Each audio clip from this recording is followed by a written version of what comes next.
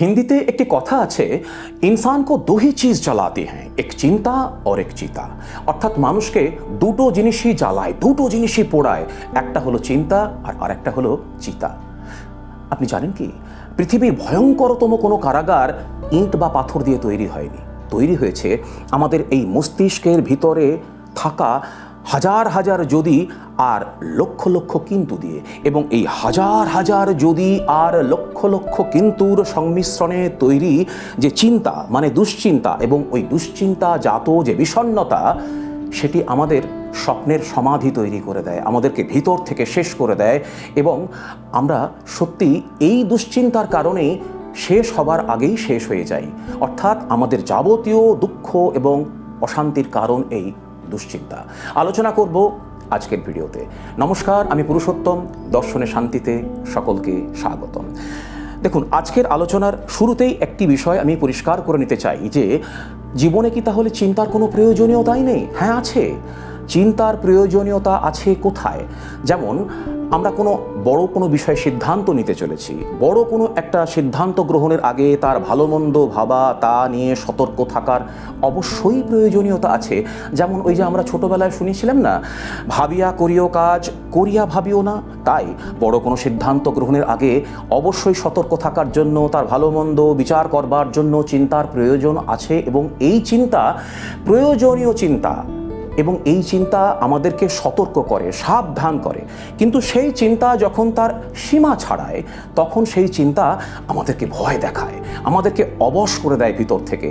যেমন রান্নার সময়ে তরকারিতে লবণের অবশ্যই প্রয়োজনীয়তা আছে, কিন্তু অতিরিক্ত লবণ খাদ্যকে অখাদ্য বানিয়ে দেয়। তেমনি অতিরিক্ত চিন্তার প্রয়োজন আছে, কিন্তু অতিরিক্ত চিন্তা আমাদের এই উপভোগ্য জীবনকে অভোগ্য বানিয়ে দেয়। এখন এই যে বলছিলাম না চিন্তা, দেখুন, চিন্তা আর পরিকল্পনার মধ্যে কিন্তু একটা পার্থক্য আছে। পার্থক্যটা সূক্ষ্ম কিন্তু গভীর। এখন কথা বলা আর বকা যেমন এক জিনিস নয়, তেমনি চিন্তা করা আর পরিকল্পনা করা কিন্তু এক জিনিস নয়। ধরুন, আগামীকাল আপনি একটি নতুন কোনো ব্যবসা শুরু করতে যাচ্ছেন বা নতুন কোনো একটি উদ্যোগ নিয়েছেন। এখানে অবশ্যই আপনার ক্রেতা কিভাবে আসবে, আপনি বিজ্ঞাপন কিভাবে দেবেন, এবং কতটা লাভ রাখলে ঠিক হবে, এইগুলো যখন আপনি সাজাচ্ছেন, ভাবছেন, তখন কিন্তু আপনি পরিকল্পনা করছেন। এটি পরিকল্পনা, এটি প্রয়োজন। কিন্তু যদি আপনি মনে করেন যে যদি ক্রেতা না আসে তো, যদি লোকে হাসে তো, মানে যদি কেউ না আসে আর যদি লোকে হাসে, এ নিয়ে আমি একটা ভিডিও করেছি, আপনার পাছে লোকে কিছু বলে, যারা দেখেননি তাদেরকে অনুরোধ করব একটু দেখে নেবেন। এই যদির ভয়ে আমরা কিন্তু পিছিয়ে যাই। তখন ওই যদি আর কিন্তু আমাদেরকে ভিতর থেকে টেনে ধরে। এটি কিন্তু দুশ্চিন্তা।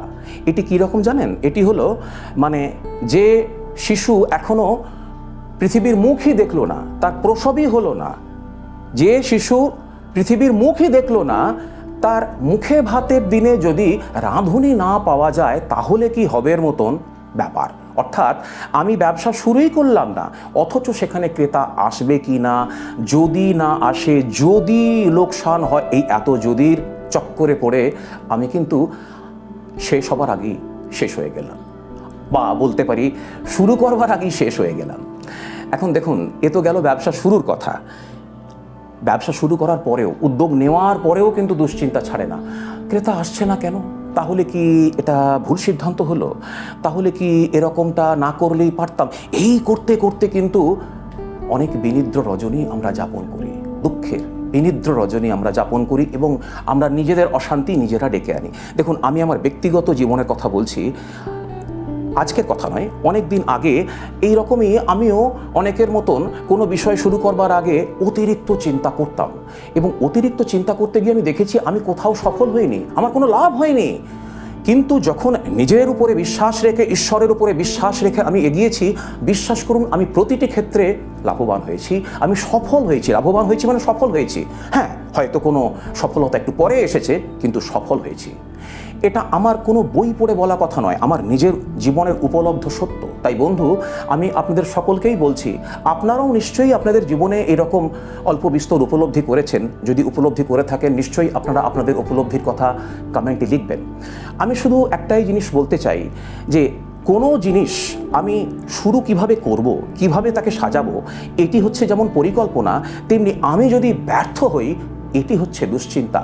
আর মাথায় রাখবেন যে এই যে বিষণ্ণতা, যা নিয়ে আজকে পৃথিবীর বহু মানুষ অনেক বিনিদ্র রজনী যাপন করেন, এই বিষণ্ণতা কিন্তু এক হঠাৎ করে রাত্রির অন্ধকারে নেমে আসা বিষয় নয়, হঠাৎ করে আকাশ থেকে নেমে আসা কোনো বিষয় নয়। এটি আমাদের অন্তরে সযত্নে লালিত এই অনেক যদি এবং কিন্তু দীর্ঘদিন আমাদেরকে ওই বিষণ্ণতার পথে ঠেলে দেয় এবং আমরা ওই ডিপ্রেশনের শিকার হই। তাহলে করব কি?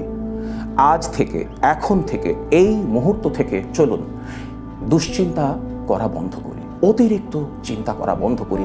কেন দেখুন, কিছু জিনিস তো সময়ের উপরে ছাড়তেই হয়। সময়, প্রকৃতি, এদের উপরে ছাড়তেই হবে। সময়ে ভীষণ শক্তিশালী, সময়ের উপরে কেউ নেই। কিন্তু এক্সপ্লোর করতে দোষ কোথায়? এক্সপেরিমেন্ট করতে দোষ কোথায়? অপেক্ষা করতে দোষ কোথায়? নিজের উপরে বিশ্বাস রেখে ঝাঁপ দিতে দোষ কোথায়? জীবন তো ছোট, এইটুকু, তার মধ্যে এত দুশ্চিন্তা করে সত্যিই কি খুব লাভ আছে? দেখুন, আমি অনেকদিন আগে কোথাও একটা লেখা পড়েছিলাম, সেটি হলো এই রকম যে মিছে তুমি ভাবছো কেন, ভাববার তুমি কে? যার ভাবনা তিনি ভাবছেন, তুমি ভাবো তাকে। তাকে মানে সেই পরম কারণিক, সেই পরম কল্যাণময় ঈশ্বরকে।